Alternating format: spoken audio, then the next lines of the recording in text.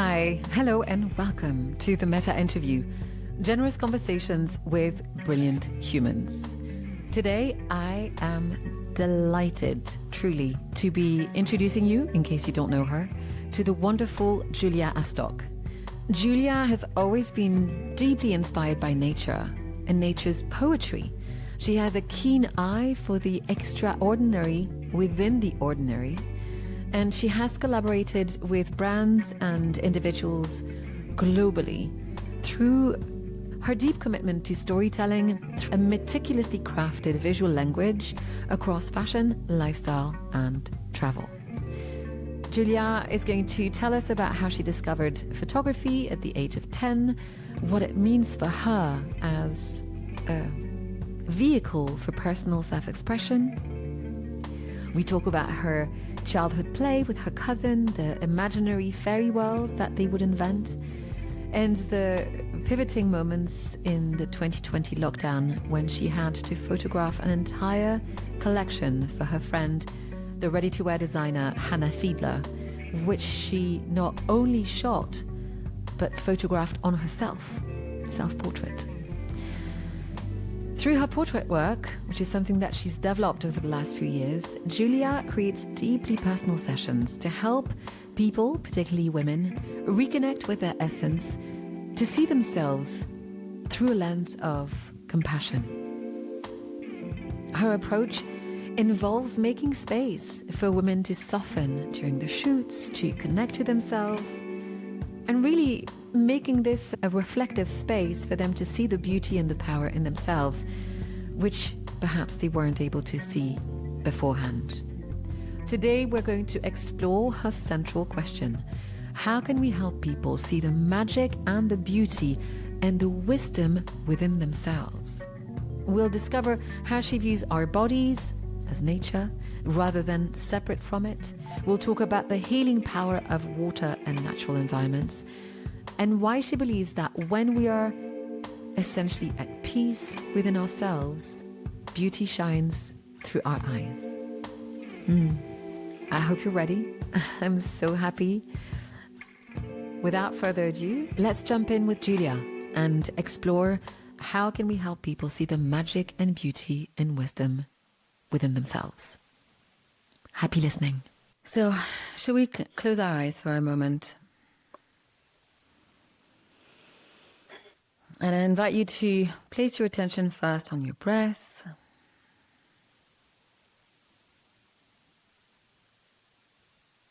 Notice the state that you're in right now. It could be noticing the pace of your heart, or it could be mental chatter.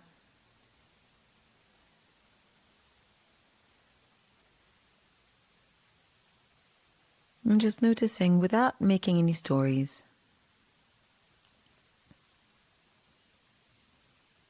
Let's spend a minute feeling into our feet on the ground. The sensation of the thighs and the seat and the sit bones.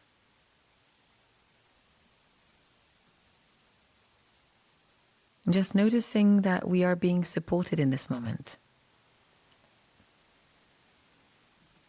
Perhaps also feeling into the support depending on where you're resting your arms and your hands.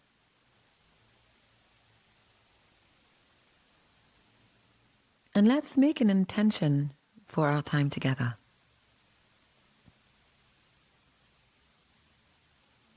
What is an intention that could serve you, Julia? My intention is to speak from the heart and connect to you heart to heart.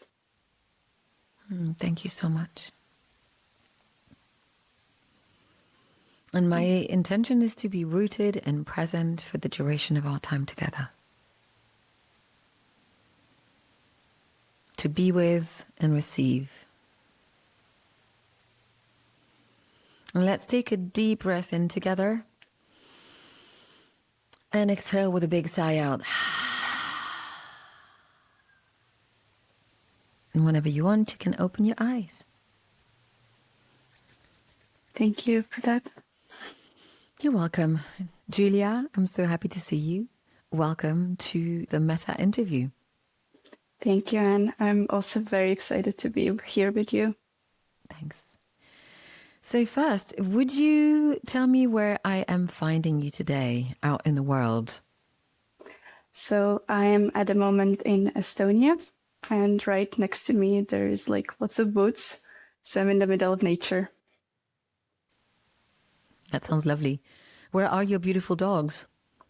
Well, one of them is under my couch and the other one is probably somewhere in the corridor because it's a bit not that hot there. It's very hot these days. Oh, yeah, that's true. It's finally hot in Estonia.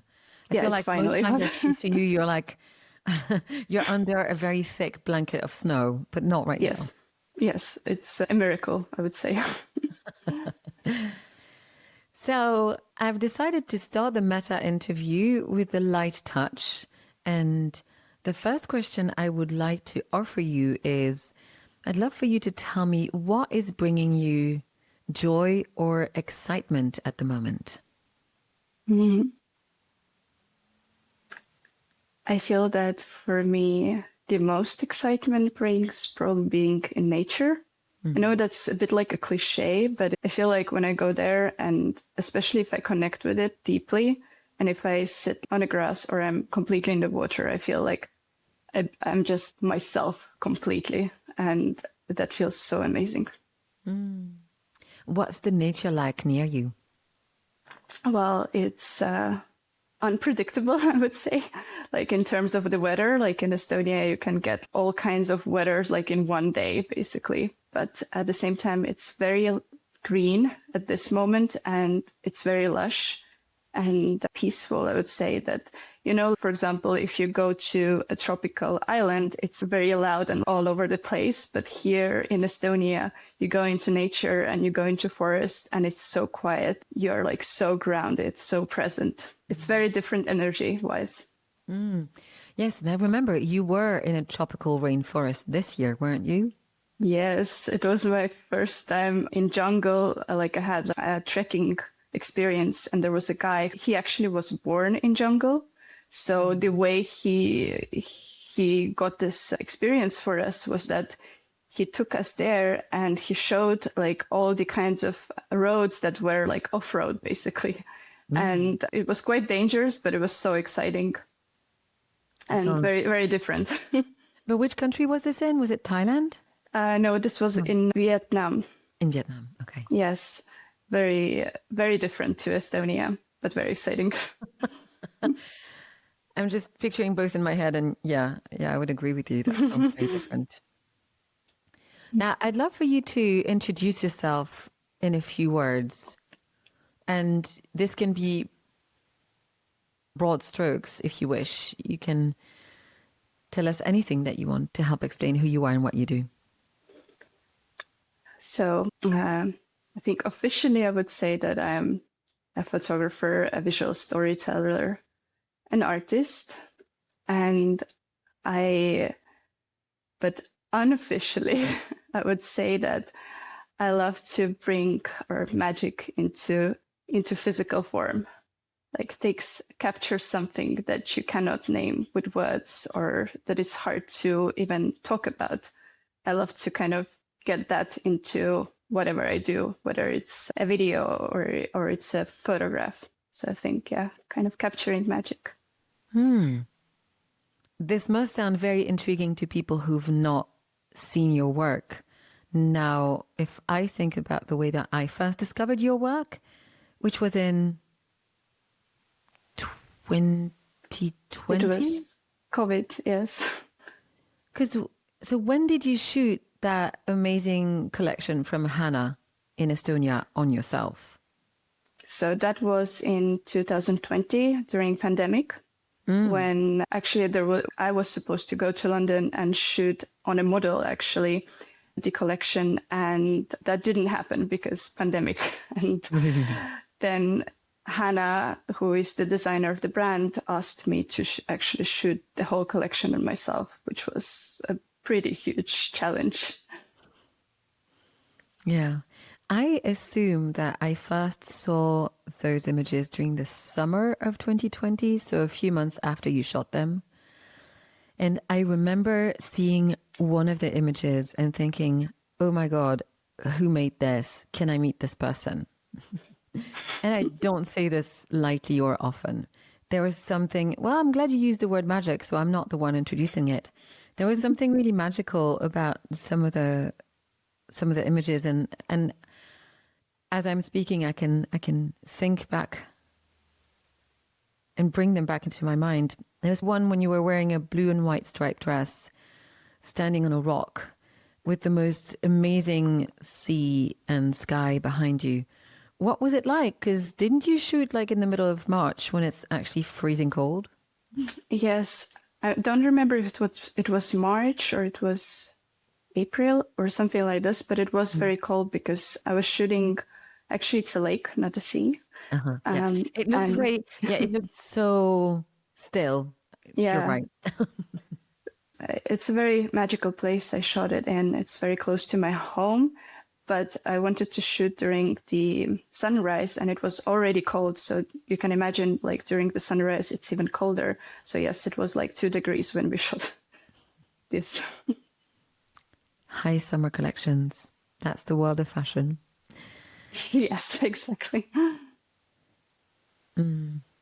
How did you discover photography? Well, I feel like, let me just have a think.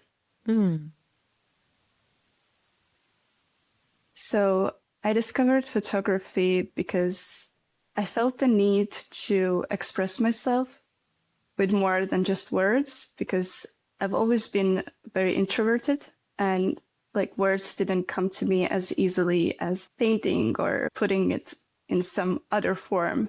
And then I started actually painting, but I wanted to kind of paint realistically, but I wasn't that talented, I guess. And then I discovered like with photography, I can paint worlds basically. And that was very exciting for me.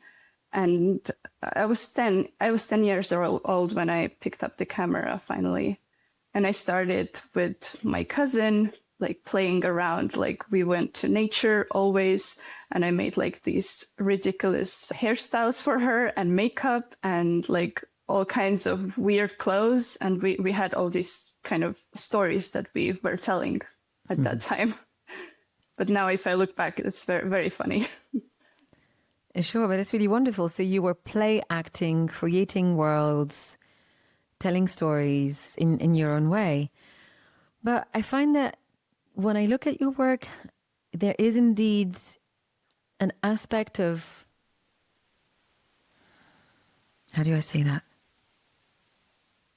I find an echo of painting in the photography that you produce, particularly on some pieces from that original shoot with Hannah and others that I've seen before. How would you say the two practices of painting and photography or video, how do these support each other in the way that you photograph or create magic, as you were saying, for your clients? So I feel like all of these practices, like if you think of them, they all are like created by light in a way. So you play with light in all of them and with colors. So I feel like when the fact that I started from painting gave me such a good background, because I could look at photos, not just as photos, but as an art piece, as I would take the light, like, and I love using natural light and see how can I play with it so I can bring that magic out, because light is the magic. It illuminates something that's in the dark, so we can bring it out. Thank you. That's lovely to hear. Now, as you know, my aim with the Mettā Interview is to, forgive me, shine a light. I was trying to get you to talk about it, to link this, to shine a light on our multifaceted selves, right? And so because of that, I'd love to ask you this question, which is, what early experience in your life planted the seed for the work that you do now?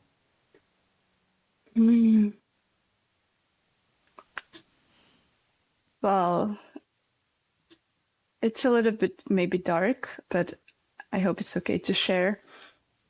So I think like photography, especially during teenage years, became for me sort of an escapism from the real world, I guess, because a lot of things happened to me that I wasn't like, no one is ready to have those things happen to them. And for me, it was a way to deal with these things. And when I think especially during teenage years, my photography got very dark. It's a bit creepy if I look back now, but it was my way of dealing with these things. And because of the things that happened to me, I got into depression, and I had major anxiety and also suicidal thoughts. And I didn't find any more like kind of light to live. It was a very, very hard time. And photography was my like go-to to kind of feel a bit of life in me. It was like creation. And throughout my journey, in those years that I practiced photography, and I went to London when I was 20, and I studied there fashion photography, and I stayed there after as well for a bit to work. And throughout this journey, I rediscovered myself. Who am I, and how can I become myself more? And I think because of these things that happened to me, I kind of lost touch with myself. I lost who am I. I didn't even understand who I am anymore. So, and that brought me to actually nature, which is funny, but like I went back to what I did before. Like I started basically when I was 10 being in nature and taking photos. That was my like go-to. And suddenly like I was back here and I was again in the forest with my camera and learning basically again to fall in love with life and understanding how there is so much common with nature and me, and how I can through that understand who I am and understand my own essence. And that kind of brought me to a point where I understood that it's either I'm going to help myself out of it, like out of all these things that happened to me, or I'm going to drown in this. And it was sort of like a decision to work on it. And yeah, it's a long journey, so I don't know how deeply we want to go in there. But I think I'm getting a sense of how much of a lifeline your camera has been to you. I really appreciate the way that you talk about the act of creating and how that was helping you finding yourself or follow your instinct to see how you can find your way back to yourself. Does that sound correct? Yes, absolutely. How does this experience inform the way that you work today with your clients? So I'll have to go a bit back into what we were just talking about to give a bit of a background. Of course. So because I couldn't see, like I was in a place where I didn't believe anymore that I have anything special or that I am like, so basically I didn't believe that I am anything. Like I had such a pessimistic view on myself. And for that reason, like I had all the time, like around me, the kind of maybe people that would put me down, or I would end up in situations which weren't good for me because I didn't believe anything of myself. So I kind of put myself down all the time, and I sabotaged my opportunities, a lot of things. And it took so much time to rebuild that kind of confidence in myself and seeing myself as this magical, amazing human being. But that wasn't like overnight thing. It took me years to rebuild kind of trust in myself and to reconnect with my intuition and believe that, I am worthy. And because what happened in my creative journey is that I realized that what I can give to people through my photography is a space to kind of to see themselves in that magical light that I see them. And because I couldn't see it in myself for such a long time, I feel like such a passion to show that you can actually see that beauty in you. And it's so amazing if there is a woman that comes to my session and she says to me that, I'm not very comfortable in front of camera and I have all these issues I hate about myself. And it's a story that I think a lot of women feel. And unfortunately, so it's so beautiful to see how these women softened during the shoot. And after the shoot, as they receive the photos, they're like, wow, I could not see myself this way before. I could not see my body this way before. It makes me just genuinely so, so happy to see that women see power in them, they see beauty in them. Because if we all believe in ourselves and believe in our magic and in our beauty, then the whole world becomes more beautiful and kinder place as well. Yeah, of course. This is making me think of the photo shoot she did with a friend of mine. And I remember what she said to me before I told her that what I wanted to get her for her birthday was to have a photo shoot with you. And her first reaction was to say no. But she had also said to herself that this was a year where she wanted to say yes to things. And if she hadn't had that new identity of being someone who says yes this year, then I think she would have turned me down and not met you. And the photos that you delivered were absolutely wonderful and exceptional and super special. So I do think that you've developed a really unique way of looking at women and creating a space that feels so safe. Your eye and your use of the camera is helping show a side of themselves that, like you were saying, in different perspective that they can't see in themselves. Now, if you could describe your professional journey as a type of journey, so it could be like a road trip, a climb, a dance, a train journey, what kind of journey would it be? How would you describe it? Wow, what a question. Well, if I close my eyes, then the first thing that comes into my mind is like this dance, but it's like at first it begins with, how in these disco places, like when you were a child, you would go to and you wouldn't know how to move and you would be like this, just from one leg to another, like just doing this. So I think it started like this. And the more time progresses, the more I feel like I can move my body and I can go full on into this kind of ecstatic dance, I guess. So yeah, something like this that you're at first a bit tight and then you kind of become wider and wider and then expand more. That's beautiful. Now, I'd love for you to tell me what is and again, it's to serve this sort of multifaceted side of us. What is a childhood memory that still makes you smile or sparkle just at the thought of it? Well, I have this cousin, Sophie, and she's 2 years younger than me. But the way we grew up, we're like sisters, basically.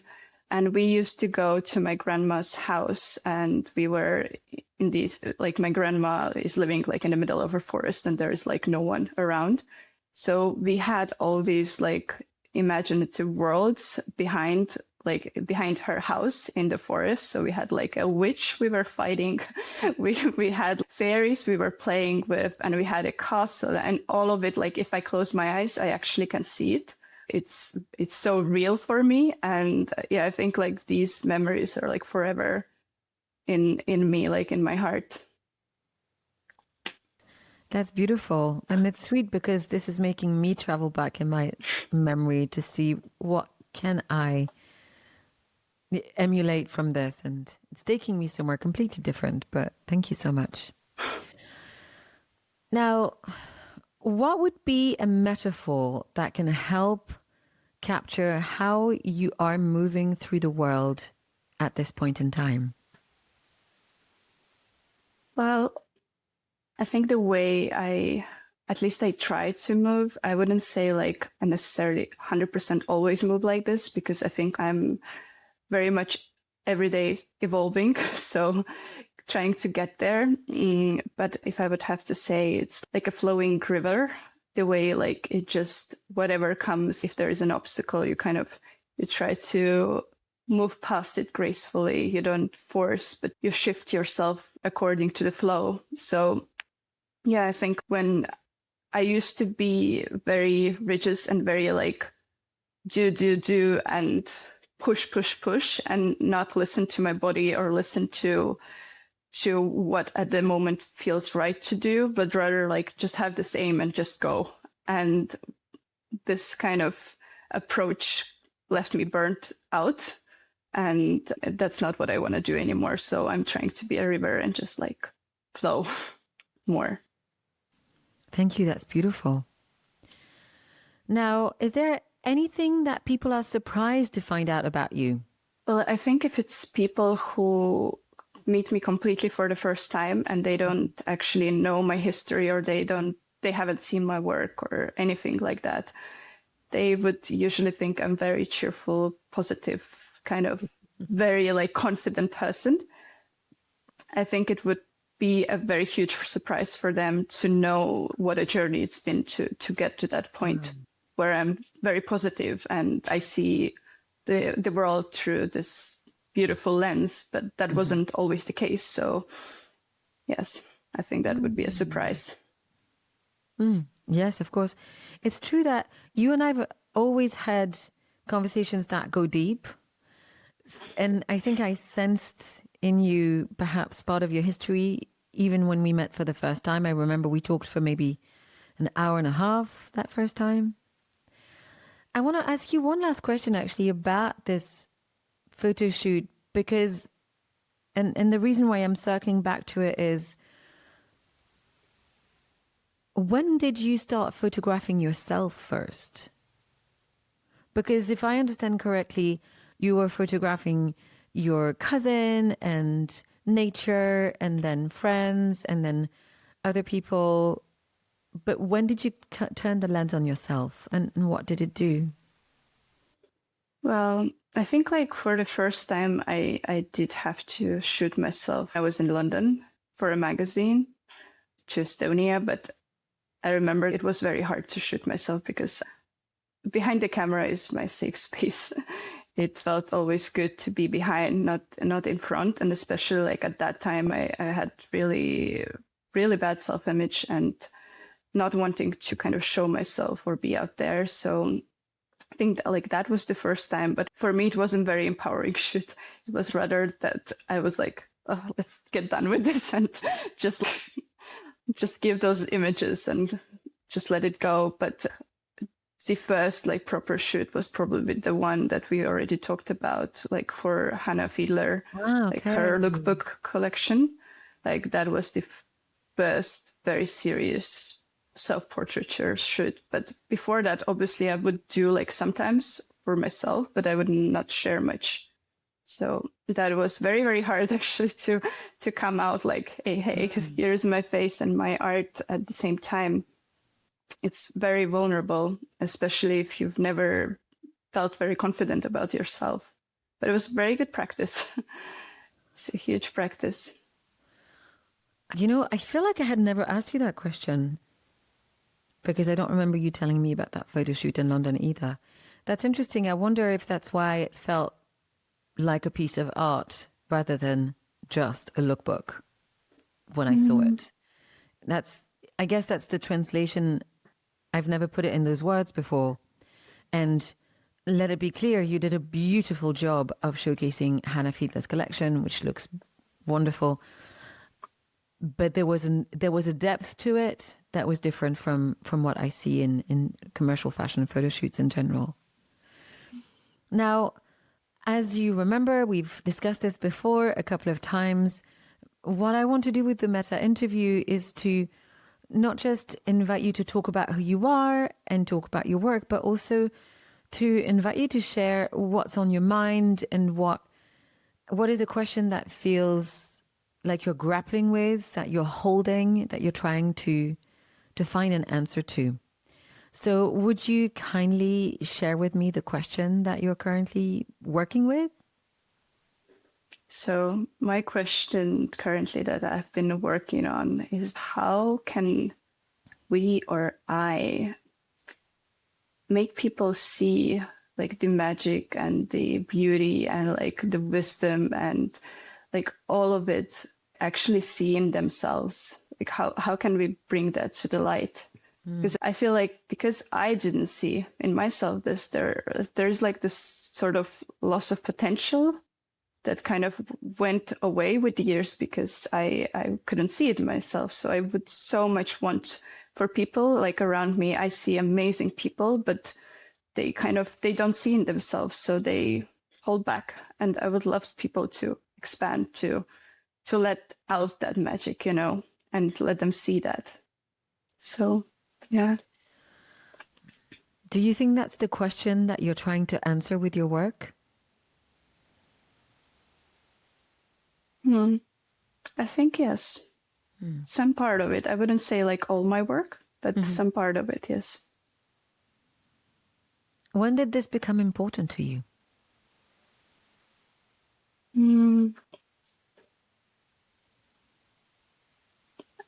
I think like when I healed myself, when I healed those parts of me that were very hurt, and when I discovered my own essence and like my own little world inside of me, and seeing it as this potent thing, because I saw it's in such a dark colors. It's even, I can't even describe it. It's because it's so incredible to see finally the light in you.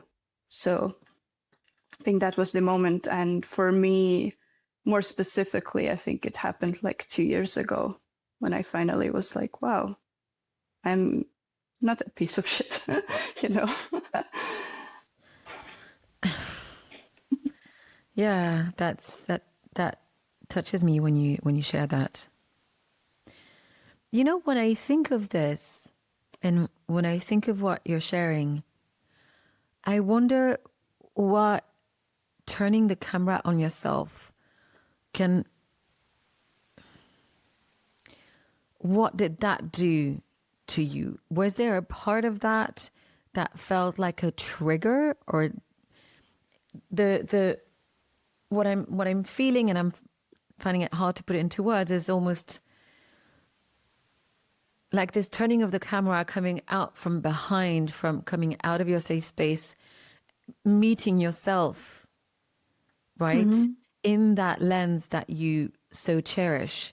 If that wasn't like a really, an acceleration, a trigger moment, what do you think? Yeah, I agree with you 100%. It was a trigger, like in all kinds of ways, in a good and a bad way trigger, because it was in a bad way trigger that it would trigger me, because I would have to see myself, and I had to edit those photos, and like seeing and accepting myself the way I am. I can't become someone else, you know. But at the same time, it's a good thing when you're triggered, because you know what you need to heal, what is there still that you need to look at. So I think, yeah, definitely trigger in all kinds of ways helped me to see what is it there and accept myself, I guess. And the more I've been in front of camera, the more I've accepted myself. And if it would take like 2 years back, it would be a huge surprise for me to hear that I'm even talking to you right now and speaking my truth. It would be like, what? Like, we actually are doing this? It's crazy. I find that there's something really, I was going to say universal, but maybe I'm going too far with that. Maybe it's more linked to the female experience, but I can't speak for being in a man's body. So, Yeah. men listening, take what I'm saying with a pinch of salt. This sense of feeling so disconnected with your essence, this sense of not appreciating your body or who you are, this sense of not wanting to see yourself. I mean, I can tell you about a couple of times in the past week alone where I've walked in front of the mirror and not wanted to look at myself. So I can definitely relate, right? The difficulty of actually wanting to see the reflection back. How do you think we can help each other remember, bring that light out, reconnect with the beauty instead of this sense of constant self-judgment and wishing we were other than what we are? I completely understand you. The thing that you said, that sometimes you walk past the mirror and you can't see yourself.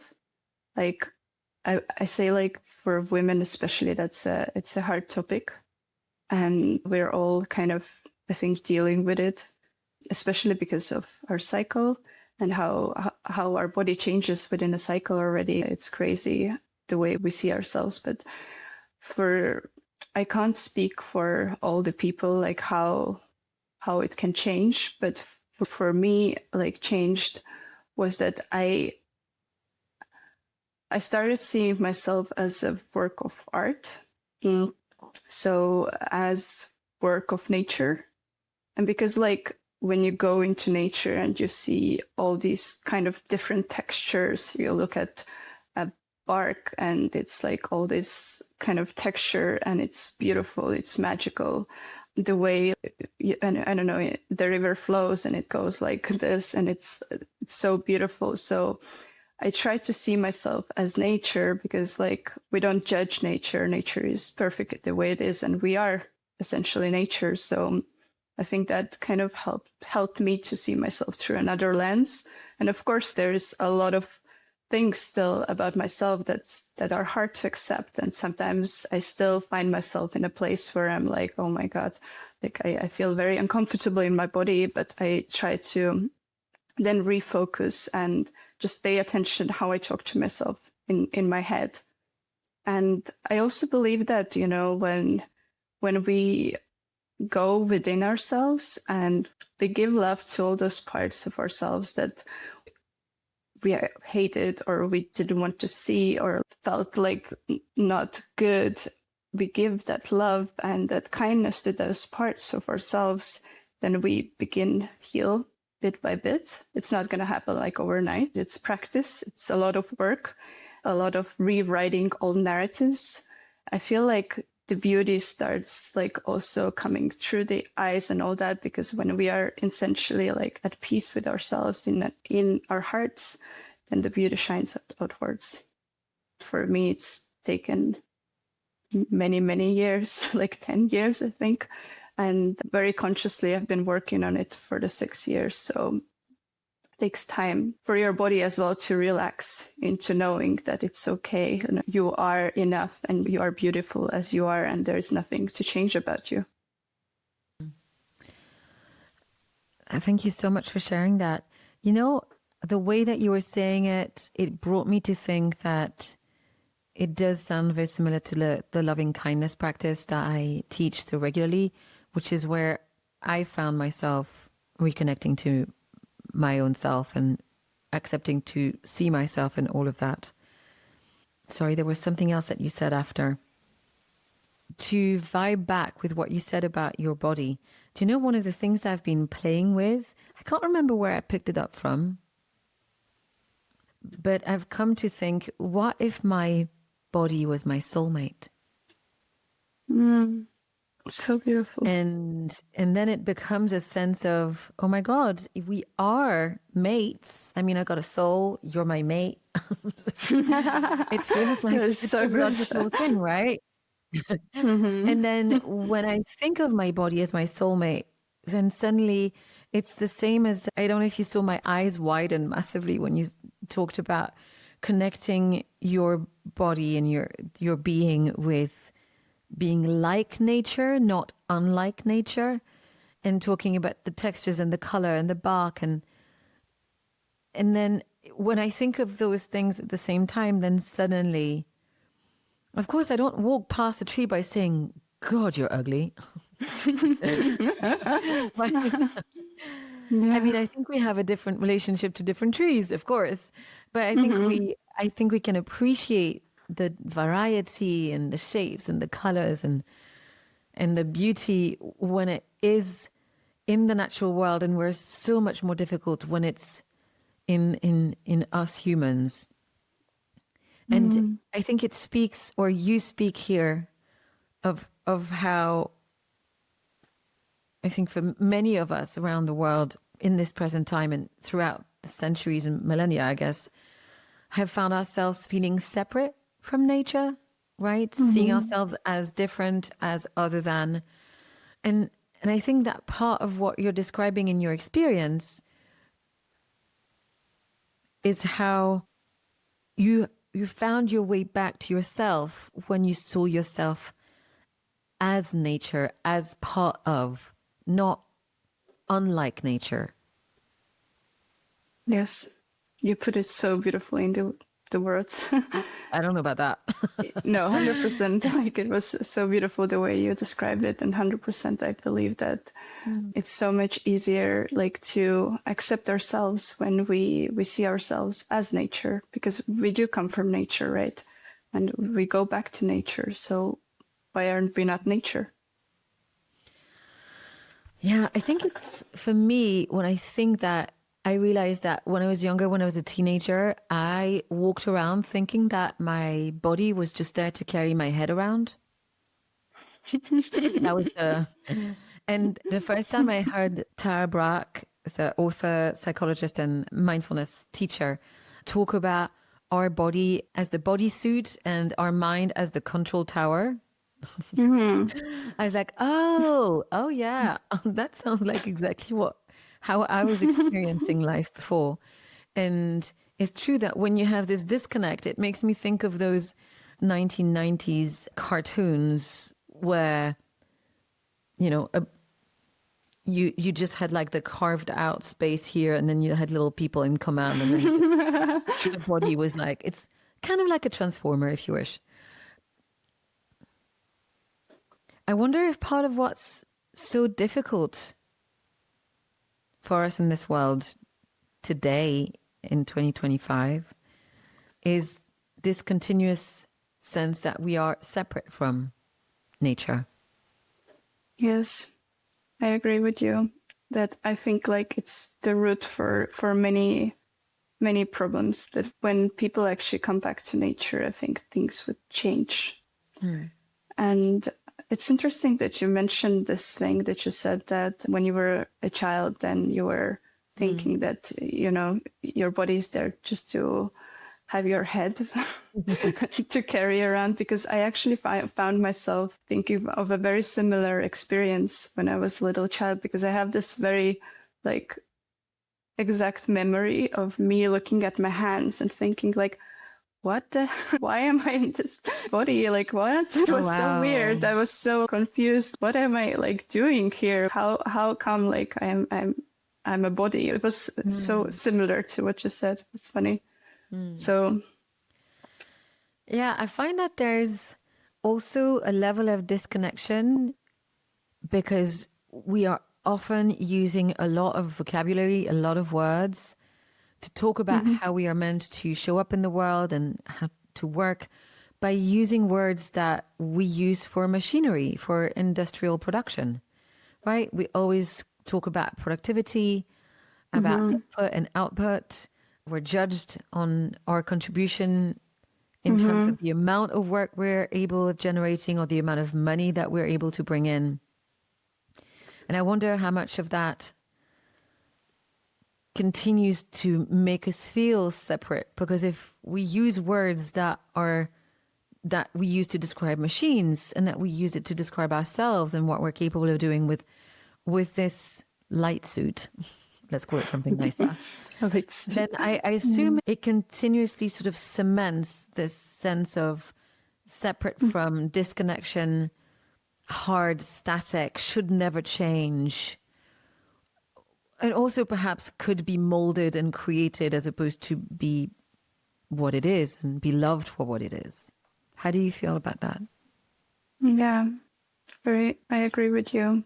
And I believe that if we would stop seeing ourselves as machines and would understand, like, to see ourselves as nature. And for example, like in nature, we have cycles, right? There is birth, there is like living, and there is death. But in our lives, the normal in society, we have to keep going all the time at the same kind of pace, which is actually very unnatural for a human being to do. Because I think like that contributes a lot to anxiety, depression, and all kinds of other mental health issues, because we do need actually time and space to rest, to integrate what we have learned, to do like our own conclusions and then start anew. But that's not something that's very popular at the moment to, take time and relax in between, right? We all the time are on the go. Yeah. So it's so funny you should put it that way, because earlier this afternoon, I just saw an email hit my inbox, and it comes from the coach and author Jerry Colonna, who's got a company called Reboot in the US. And I can't remember the name of the email, but it was something along the lines of time to rest. And this being a leadership practice, like leaders know when to rest. Leaders can model when they rest. yeah, I think like that resting is such an important art. For me, for example, I didn't know how to rest for a long time. And that is something that kind of brings you to a point where you can't go on at some point. And then your body, because it's nature and it's intelligent, it's going to make you rest. Either you're going to get sick or whatever else. So it's just sort of like, I'm getting a cold, so thank you, nature. I get but the it's message. true. It's telling you, okay, slow down, or like, you need to look after yourself. Yeah. Do you know, the other day I was listening to a really interesting book by an author called Tamu Thomas. Women Who Work Too Much is the title. I really recommend it. And she's a coach, so she asks often coaching questions in each chapter. And I was walking, so she asked a question. It was about asking ourselves, what did you think success was when you were younger? How did you see success being modeled? And I tried to go back in my mind, and I was like, how did I see success? And so there was no one massively successful in the contemporary sense in my family. My dad was a successful doctor. He was very beloved by his patients. And you know what I thought of? You just made me think of this even more. I thought my dad was really successful because he was able to be a really loving and present father. He played tennis twice a week. And I remember him taking quite a lot of naps. I mean, to be fair, he was a gynecologist, obstetrician, so he had to deliver babies at all times of day and night. So sometimes he genuinely had to take a nap because he might have been in the OR for a few hours in the middle of the night. It hit me as a sense of that would be quite successful. My dad had a good job, and he could hit a ball with a friend a couple of times a week, which sounds very leisurely when you think about it. And he took really long naps. Yeah, I think he might have been great. What would you say success looks like for you nowadays? I think success looks very different for me now than it was like 10 years ago. As you said, it's interesting how the definition of success can change throughout lifetime. And when it used to be like about like performance for me, or productivity, or like how much I can put into a day, and then I would feel successful if I would have all those things crossed off my list, and I would do even more, and I would push myself to all kinds of limits my body actually didn't want to go through, but well, here we are. So I think for me now, success is when I feel that I am aligned with what I do, like that my heart and soul are in the right place when I do the things I do in my career, and also that I have space and time to actually enjoy life, like be present in life, because I think we forget that we are here for such a short amount of time, actually. And things go very fast if we are not present enough. So with presence, we can slow down, we can enjoy, like savor the moment. So yeah, I think like presence and being aligned is what success looks like for me. When you say being aligned, you're reminding me of my friend Libby, who I interviewed for the Mettā Interview a couple of weeks ago, and she kept on using her hand to just make that. And just for our listeners, it's about just showing the hand in the middle of the body and just representing, I don't know, kind of whole alignment. Yeah. Yeah. What do you think alignment means to you as who you are today? Well, I think alignment means for me that I don't go against my nature, or I don't go against what doesn't feel right to me. I listen to my intuition. I listen to my inner knowing when I do decisions, because before, like, I will just give an example of what out of alignment looked like for me. It was saying yes to things. I would just go because the more you do, the more successful you are. So I was not aligned with my body or with my soul, actually. So yeah, saying yes to things that actually feel like expanding myself, like feel right in my soul, and saying no to things that don't feel right to me. And yeah, I think that's one of the most important keys for alignment for me. You know, I've been thinking about that quite a lot. I am finding thematically more and more women are sharing experiences that echo yours. And I think that Glennon's story in Untamed, how she was lost and found herself, how she learned to feel what she needed to feel, how she needed to find her own sense of alignment. This echoes some of what you're telling me, this listening to your body. What I just heard you say as well was not going against your nature. And I think that felt super strong, because the first thing I asked you to tell me about what brings you joy and excitement, you said nature. And I guess that there's a thread, right? You're spending time out in nature, but you're also spending time deep with your inner nature. And that's how you get to listen to it. Tell me where I'm wrong. No, that's perfectly put together. Exactly. Because there is intelligence within me, which is nature, and outside. So, yes. And I also connected a lot to her story. I've read that book. It was a very amazing book. Suggest to read, everyone. Oh my God, I am only about halfway through, and I had to get tissues because I was like, yeah, it's so beautiful. I think my is. favorite sentence so far, and I have said it to so many people, she has one big aha moment, which she writes about, which is so simple, and it hit me so profoundly. She said, feelings are for feeling. All of them. We're meant to feel all of our feelings. It's not about pushing them away. It's about learning to feel them and then letting them go through, letting the energy in motion, right? Not holding on to stuff. Yeah, I agree with you, and I agree with her. I think it was the most important thing throughout my healing journey, to learn how to hold space for the emotions or feelings that come up, and not try to like get rid of them or escape somewhere, and feel through the body, because some things are so complex that happen within us that it's even hard to speak about them. So going into the body and feeling through them is it's more effective, I think. So if I bring us back to the question that you brought us today, that we're examining, how can we help people remember themselves, right? Remember this inner light and the inner core of their essence. What would be a few ways that you'd want to invite people to help them reconnect if they feel a bit lost, a bit out of touch, or not capable of being in contact with the inner nature, the one we're speaking of?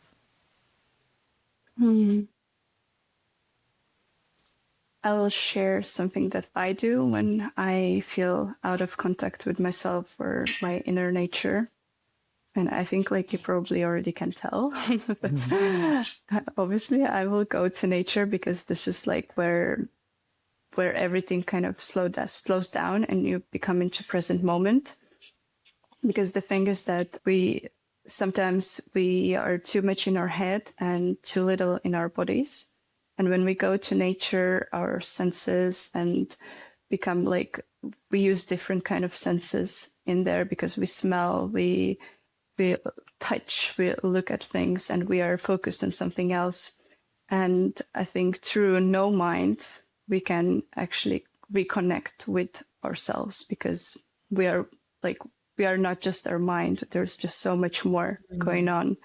And the most amazing remedy has been for me to be in water, like in nature, whether it's sea or like a lake or any kind of river.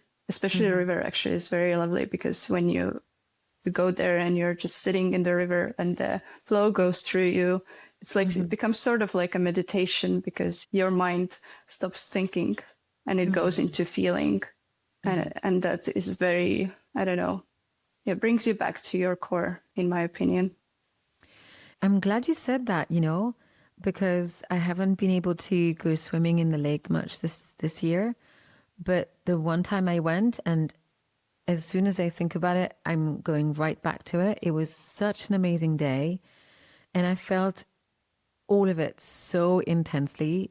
For me too, I think water is a very strong, immediate way to connect to myself on a multiple level, because I was able to also process what I was experiencing with my mind. And actually, as soon as I got home, I wrote a really big essay about it. And my copy editor, Freddie, she was joking. She was like, I can't believe it. You just wrote an entire essay about going for a swim. And I was like, yes, Wow. It was a very good swim.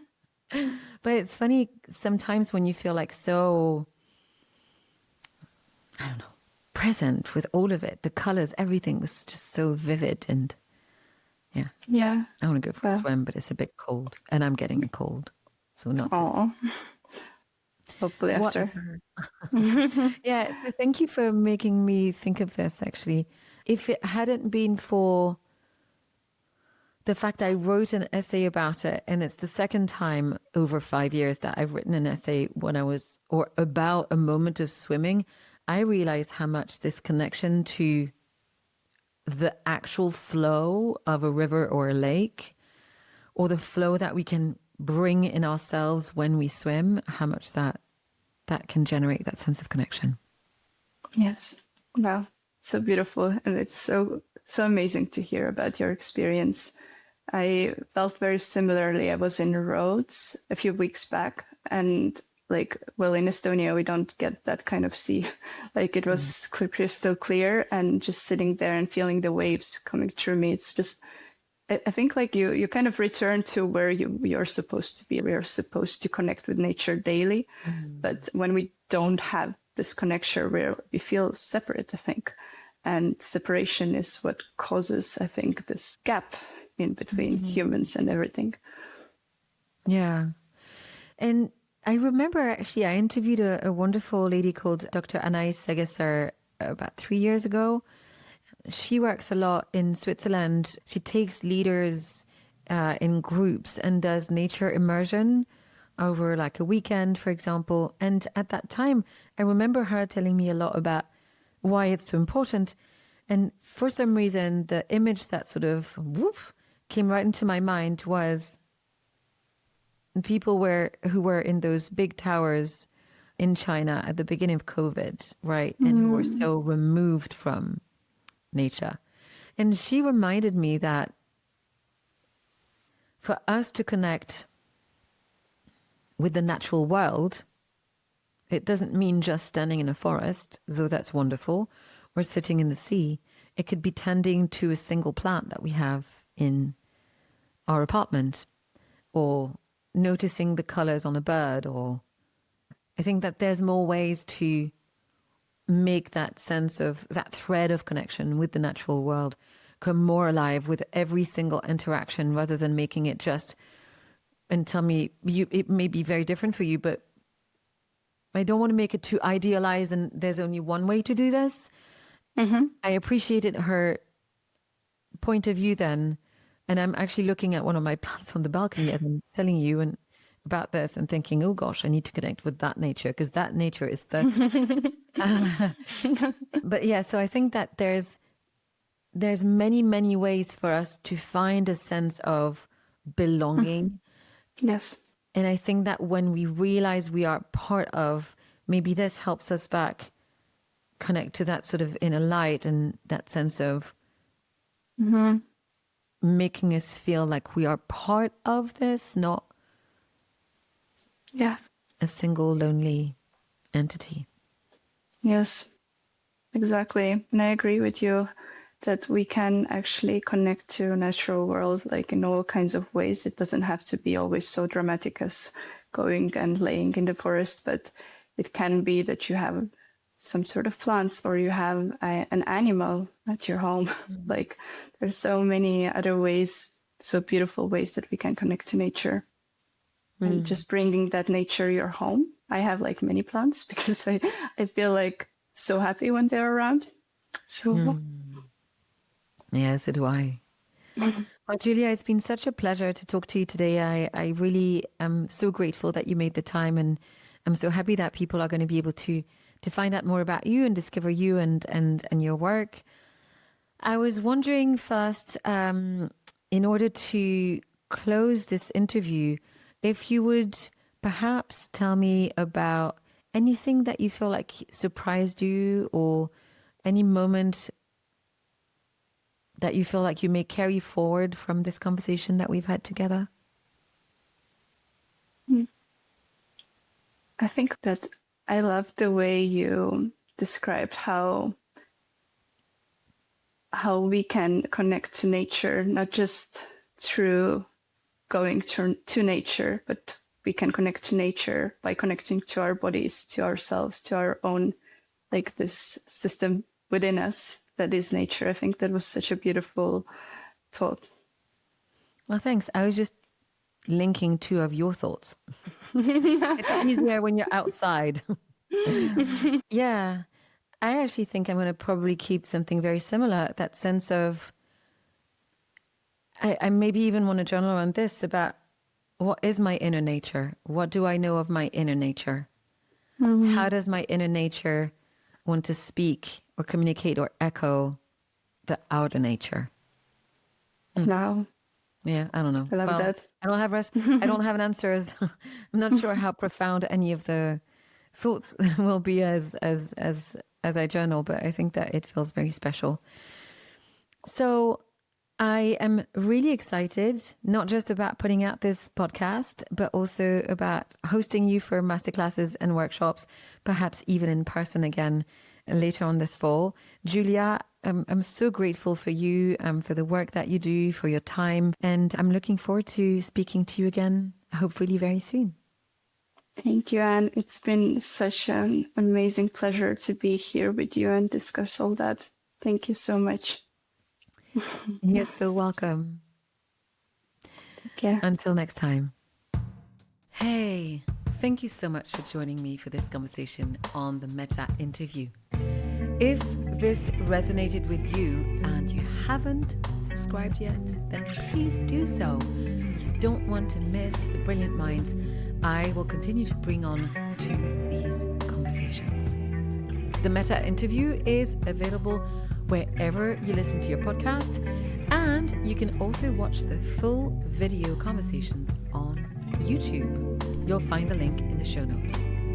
Also, I'd love to invite you to subscribe to my newsletter, The Mettā View.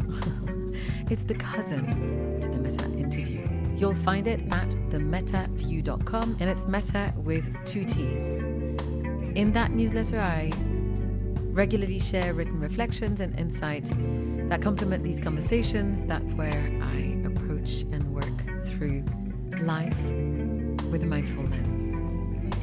if you're intrigued as well about the masterclasses that my wonderful, brilliant friends and guests are offering through Le Trente, if you're excited and want to know about our events online and in person, about coaching and or working with me one-on-one, visit letrente.com, that's LETRENTE.com, to discover more about our community and our offerings. Now, before I leave you, your engagement helps these conversations reach more people who may benefit from them. So please do me a huge favor. Share this episode with someone who may appreciate it. Leave us a rating, a review. You can even comment on each episode on Spotify, for example. So every little bit of support will help, and it's really lovely to hear from you and to find out what you think about what we're putting out in the world. Until next time, thanks for listening.